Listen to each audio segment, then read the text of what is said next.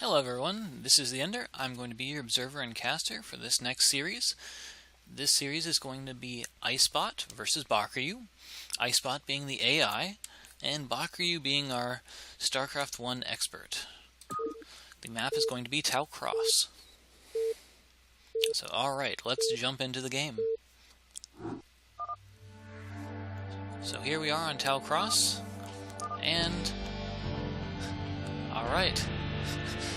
So here's our own intro. Alright, so spawning in the upper right corner, we have Bakuryu, the Zerg player, in orange. And on the middle left side, our Terran player, we have IceBot.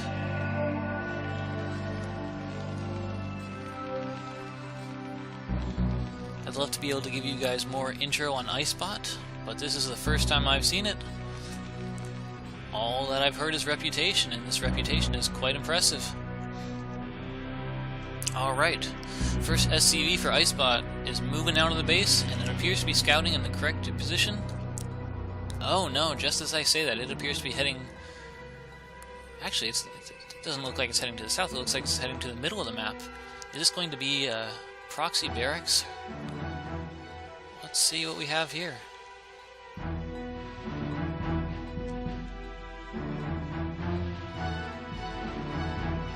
Alright, no it's not. It's just a scouting worker.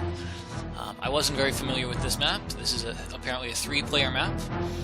And unfortunately, IceBot has scouted it in the incorrect position with his first SCV.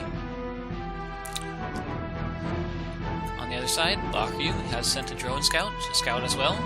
He's also going to be scouting in an incorrect direction with his first worker. However, his overlord is going to be making it to the Terran base rather soon, so he will have that scouting information.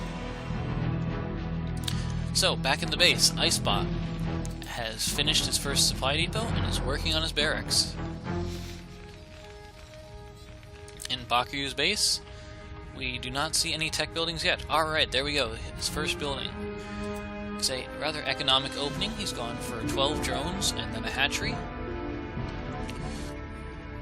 As far as Zerg versus Terran matchups go, this is a rather economic opening, and so it's going to be up to IceBot to lay down some hurt on Bakuryu to nullify the effect of this early economic play. Alright, so IceBot has his first Marines being produced from the barracks, and he is going for early gas. So of course that early gas is going to help him get out any type of tech units he wants, as gas is required for pretty much all tech units. The higher the tech of the unit, commonly the better it is, and the more efficiently it can trade. So that first Marine from IceBot is going to be able to ward away the scouting worker from Bakuryu, which is very nice. Of course Bakuryu would love to know what IceBot is up to, and he did happen to see the gas, so that is some good information. But the drone is forced away. On the other side, IceBot is still able to scout Bakuryu's base pretty well. And Bakuryu's natural hatchery is just finishing. We also see a third hatchery for Bakuryu, in between his main and his natural. That's going to help him to both hide tech, if he wants to, and it extends creep, so that he has more options. Because of course Zerg can only build buildings on their creep. Uh-oh, looks like this SCV is stuck.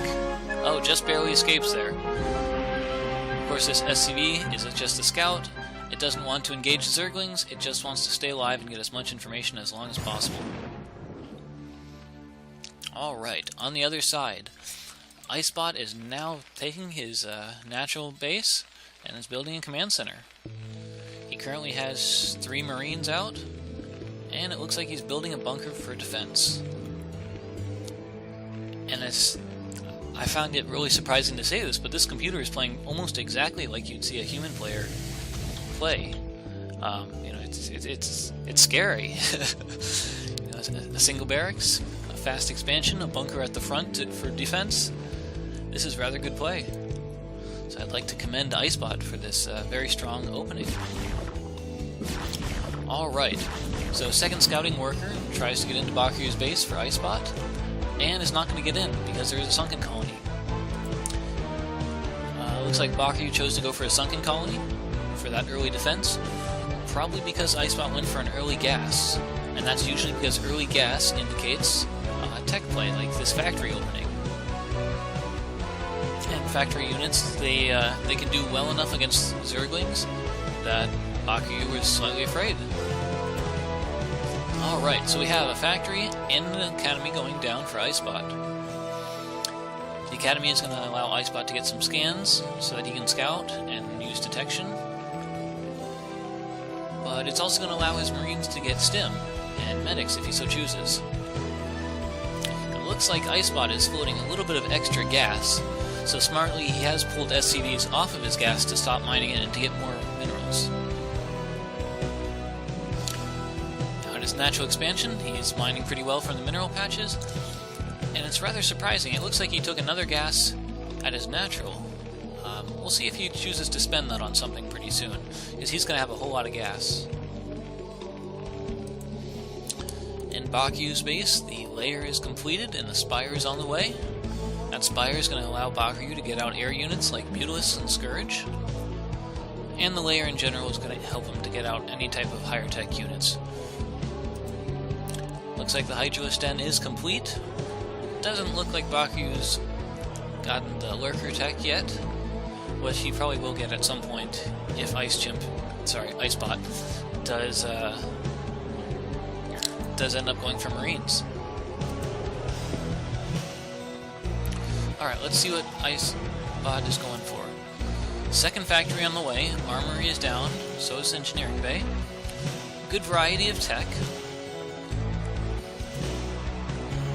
And let's see, we got siege mode and his first siege tank. So of course siege tanks are rather tech-heavy units, and it does cost a lot of gas to get them out, so it looks like that's what IceBot was planning. Now this SCV is pretty interesting. I'm not sure if he's trying to scout or if he's trying to bait in those Zerglings. Either way, it doesn't appear to be happening.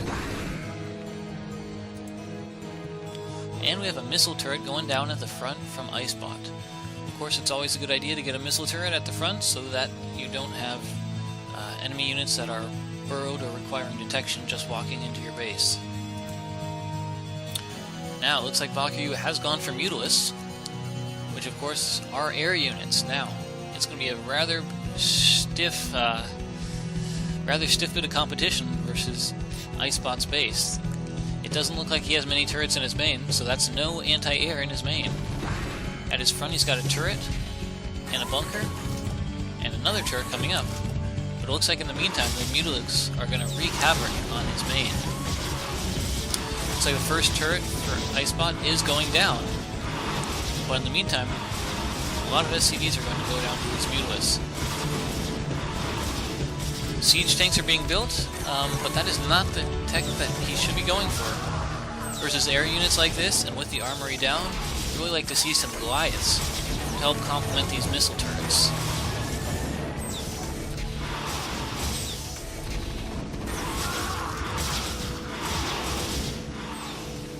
Now, IceBot does have lots of turrets at his natural, so it looks like that will be reasonably well defended against the Mutalisks. And he's left Marines in this bunker. That's an interesting choice. Those Marines could be slightly helpful in holding off this Mutalisk attack. Uh-oh, the armory's going down, and without that armory, IceBot's not going to be able to make any Goliaths. Uh-oh. So this is not looking good for IceBot. He's taken a whole lot of SCV damage, and he's been continuing to make siege tanks. Unfortunately, siege tanks cannot fire up, although they look like they should be able to. So Bakuryu is going to retreat with his Mutalisks, and it looks like he's just going to pick off the scouting worker from IceBot. Bakuryu has taken his third base at the 5 o'clock position, and he's taking a fourth base at the 6 o'clock position. Let's see if we have any more tech in his base. Alright, Bakuryu is going for a Hive now, the highest level of tech for a Zerg. He's also getting his +1 melee and Carapace attack. Sorry, Carapace is his armor and melee is his attack, which once again complement all his units. And we've got a Greater Spire morphing. Greater Spire will allow these Mutalisks to transform into Guardians, which will grant them additional armor and range.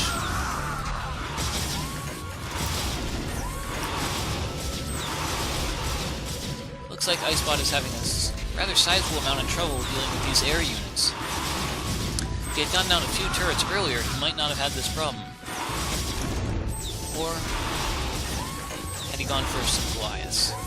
Which, considering the part where he has 3 factors, it would be rather helpful for him if he had gotten an armory still, so that he could build some Goliaths.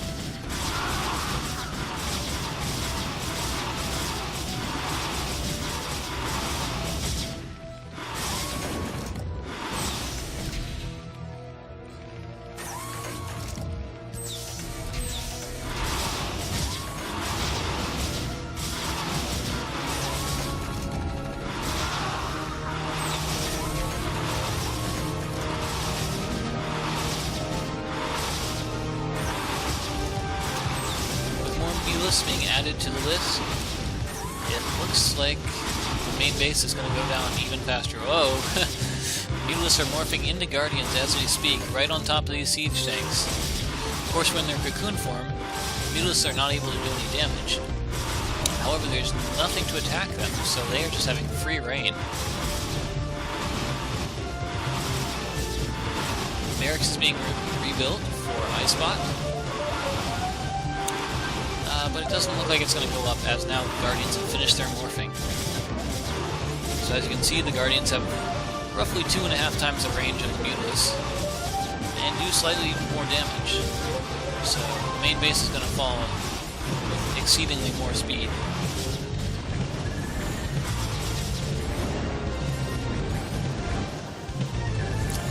Looks like on the other side, Bakuryu is going to be taking a couple more bases and throwing down some additional hatcheries.